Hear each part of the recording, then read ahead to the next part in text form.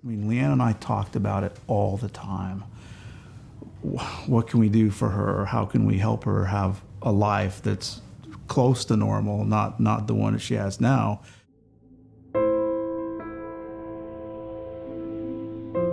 I was just kind of confused about everything, trying to figure out. I didn't realize that anything was wrong with me until a couple years back.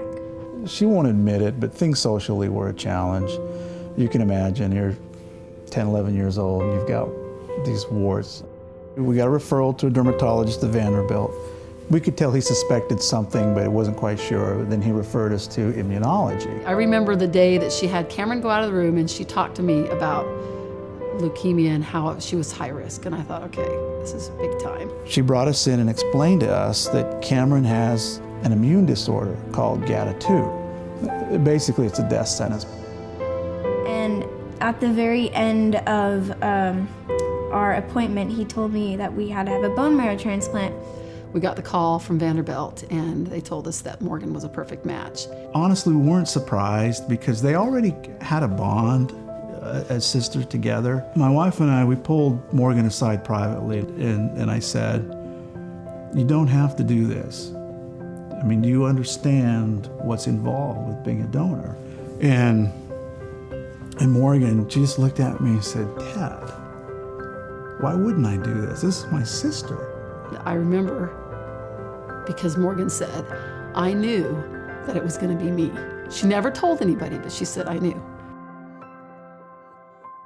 When it was announced, when she was notified, or we were notified that her wish was granted, it was all she could talk about. I really, one of the most important things, I really wanted to go to Disney World with my entire family. I just thought that the best thing to do is just have everyone together as a family for maybe the last time. That's what she would talk about. Everything. I mean, in her mind, she was already planning what we were going to do as a family, because her wish was not just the location, but the family. It was like she was being reborn, I guess you could say. Just excited to go do this with everybody and be normal again.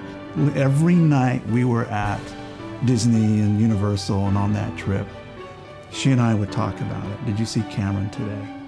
Did you see how did you see her face all day long? And when we returned home, I mean, we had a new kid in front of us. I just feel like a normal kid now, and I can live my life to the fullest. I'm a lifer for Make-A-Wish. I mean, that's the point. I get it now. The memories are remarkable. We still talk about it. We will always talk about it. She actually spoke to an elementary school in Williamson County, a school that raised money for Make-A-Wish. And in her little speech, she just said, thank you for making another kid's wish come true and helping them feel like a normal kid, regardless of what the outcome will be. They have those couple of days. That was the moment that we realized and we understood what the trip was all about. Thank you for sharing the power of a wish. Thank you. Thank you.